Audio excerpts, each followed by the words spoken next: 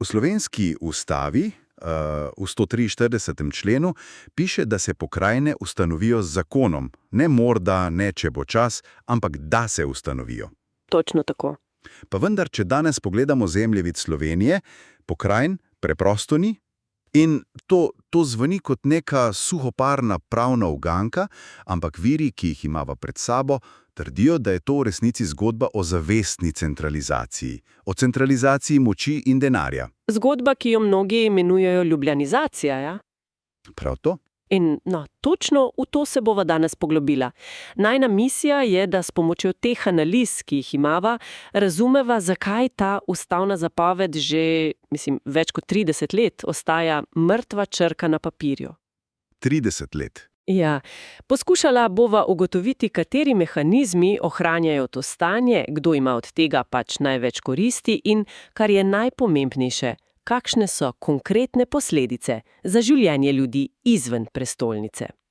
Eden od avtorjev gre celo tako daleč, da to imenuje ustavna prevara stoletja. Temelju pri tistem 143. členu ustave.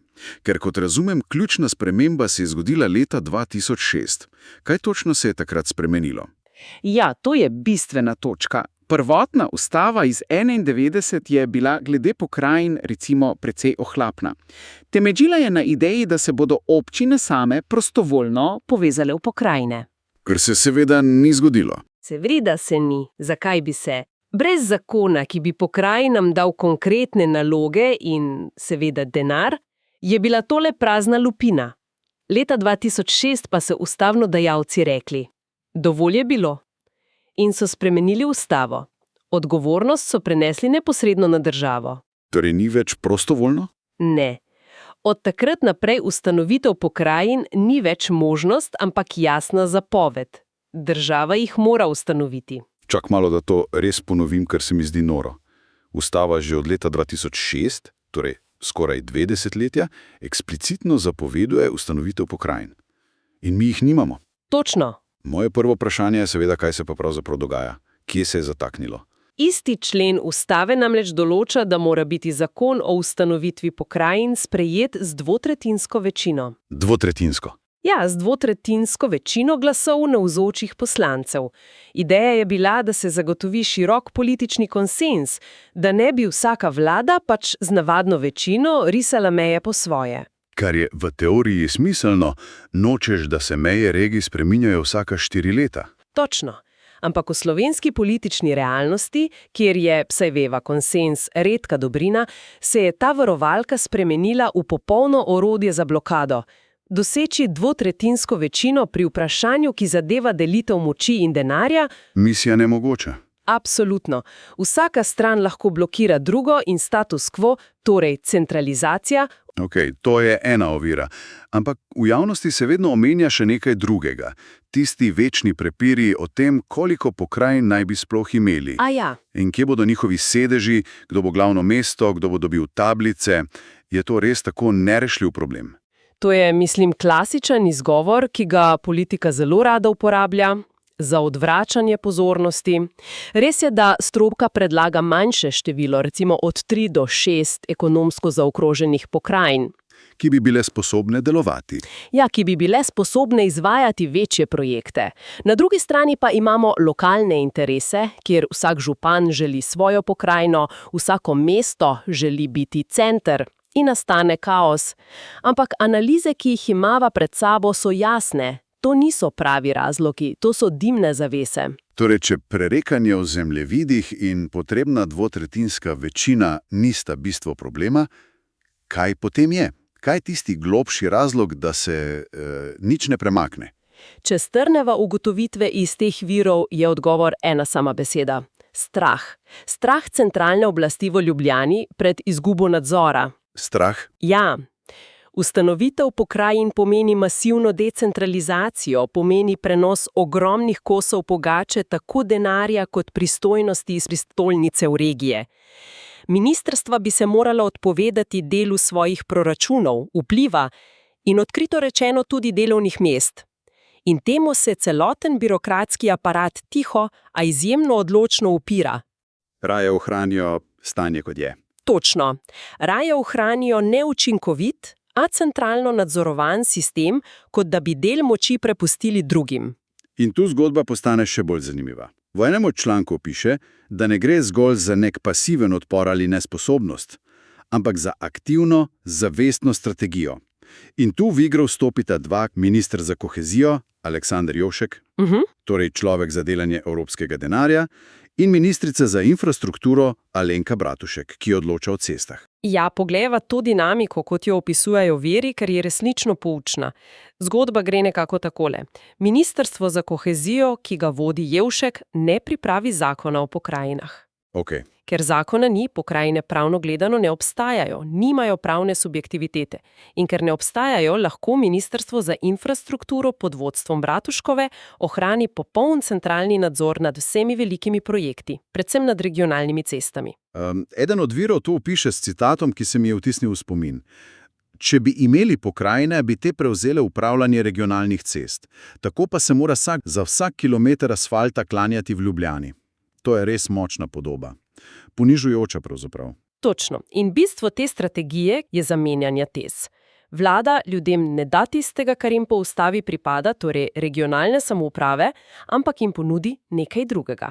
Skladen regionalni razvoj. Kar v praksi pomeni? Kaj? V praksi pomeni centralizirano deljenje denarja, pogosto evropskega, prek zakonov, kot je zakon o skladnem regionalnem razvoju. Ponujajo birokratske, namesto ga bi izpolnili ustavno zapoved. Čakaj, da vidim, če razumem. Vlada v bistvu reče, ne bomo vam dali volana in avta, da bi se vozili sami, ampak vam bomo občasno dali denar za bencin, če boste vozili tja, kamor vam mi rečemo. Natančno, ne gre za partnerstvo, ampak za odnos med gospodarjem in hlapcem. In tu je ključna razlika. Na eni strani imamo tako imenovano funkcionalno regionalizacijo, to so obstoječe razvojne agencije, sveti regij. Birokratske strukture. Točno, birokratske strukture lahko predlagajo, ne morejo pa odločati. Torej, to je tista projektna skupina za boljše kosilo. Lahko predlagaš jedilnik, ampak šef na koncu odloči, kaj se bo kuhalo. In kdo dobi največji kos. Odlična primerjava. Na drugi strani pa bi imeli institucionalno regionalizacijo, prave pokrajine, ki bi imeli svoj proračun, svoje pristojnosti in bi sami odločali. Sistem, ki ga imamo zdaj, namenoma krepi to prvo, birokratsko obliko, da bi preprečil nastanek druge, demokratične. In če kdo misli, da je to le interpretacija, viri opozarjajo na dokument, ki naj bi to potrjeval črno na belem. Imenujejo ga kronski dokaz. Gre za uradno mnenje vlade Roberta Goloba iz avgusta 2022. Ta dokument je, mislim, res osupljivo branje. Z njim je vlada uradno zavrnila celosten predlog pokrajinske zakonodaje, ki ga je vložil Državni svet. In argumenti, ki so jih navedli, so neverjetno razkritje. Najprej so seveda uporabili klasično orožje. Denar. Vedno je denar. Seveda, izgovor o stroških.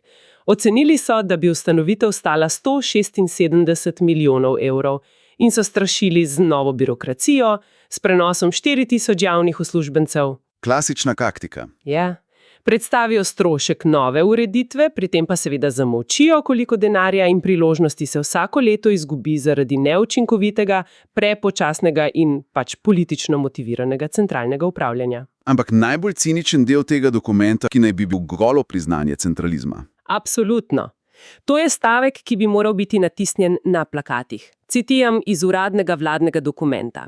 Ker imajo državni organi zagotovljene lastne prostorske, kadrovske in finančne kapacitete, ni potrebe, da bi državne naloge prenašali na lokalne samoupravne oblasti. Konec citata. Počakaj, to so res zapisali.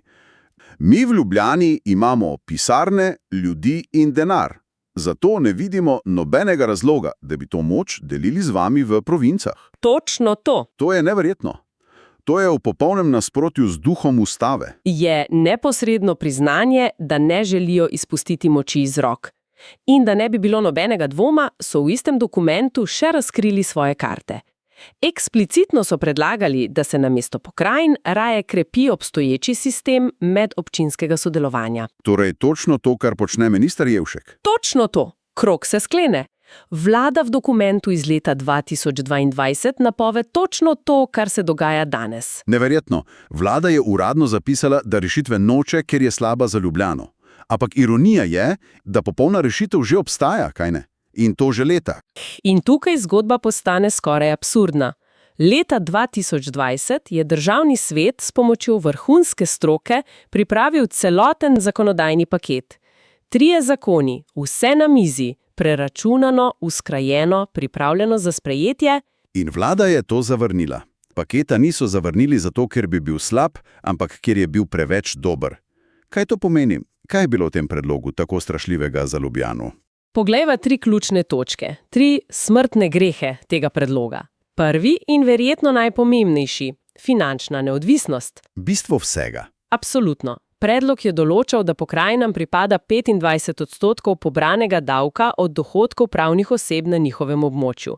Torej, 1/4 davka na dobiček podjetij. In to bi spremenilo vse. To pomeni, da bi pokrajine imele svoj lasten, stabilen denar. Ne bi bilo več treba prositi v Ljubljani za vsak evro. Natančno. Trenutno se vse ta denar steče v eno blagajno, v Ljubljani, ministrstvo pa ga potem po kapljicah in političnih preferencah deli naprej. S tem predlogom bi bil konec finančne nadvlade centra in tega se centralna oblast boji. Dobro, to je strah številka 1, izguba nadzora nad denarjem. Kaj je bil drugi? Izguba moči. Zaradi prenosa pristojnosti. Seznam nalog, ki bi jih po tem predlogu prevzele pokrajine, je, impresiven in za ministrstvo v Ljubljani grozljiv. Srednje šolstvo, regionalne bolnišnice, centri za socialno delo, prostorsko načrtovanje. Gradbena dovoljenja, regionalne ceste. Praktično vse ključne storitve. Točno. In za ministrstva bi bila to katastrofa. Izgubila bi vpliv, nadzor in, kot poudarjajo viri, tudi razlog za obstoj na tisoče delovnih mest v prestolnici. Ravnateljev srednjih šol ne bi več politično potrjeval minister v Ljubljani. O tem, ali bo bolnišnica dobila nov oddelek, bi odločali Pomurci sami. Tako. In to je bila prevelika grožnja. In tretji strah, morda celo najpomembnejši, strah pred demokracijo samo. Da. Predlog Državnega sveta je namreč predvideval neposredne volitve predsednikov pokrajin. To bi ustvarilo močne, legitimne regionalne politične voditelje. Zamislimo si predsednika Štajerske ali pa severnoprimorske pokrajine. Za sabo bi imel na 10.000 glasov lasten proračun v stotinah milijonov evrov. Tak človek bi bil politično enakovreden ministrom. Ko bi prišel v Ljubljano, ne bi prišel s kapo v roki, ampak kot enakopraven partner. To bi popolnoma spremenilo politično krajino. In tega se bojijo vsi, tako leve kot desne centralne stranke. Bojijo se močnih regionalnih voditeljev, ki jih ne morejo nadzorovati. Raje imajo 212 županov, ki jih lahko posamično obvladujejo, kot pa peščico močnih figur, ki bi predstavljale resno protiutežo. Torej, ko danes politiki govorijo, da iščejo konsenzo in da je zadeva zelo zapletena, se v bistvu pretvarjajo, da rešitev ne obstaja. Čeprav je ta rešitev že več let na mizi. Do zadnjega evra preračunana in pripravljena, ja. Eden od avtorjev to stanje opisuje kot tiho uzurpacijo oblasti.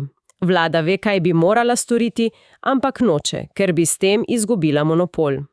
Raje zavestno kršijo ustavo, kot da bi regijam dali, kar jim pripada. Poglejva še posledice.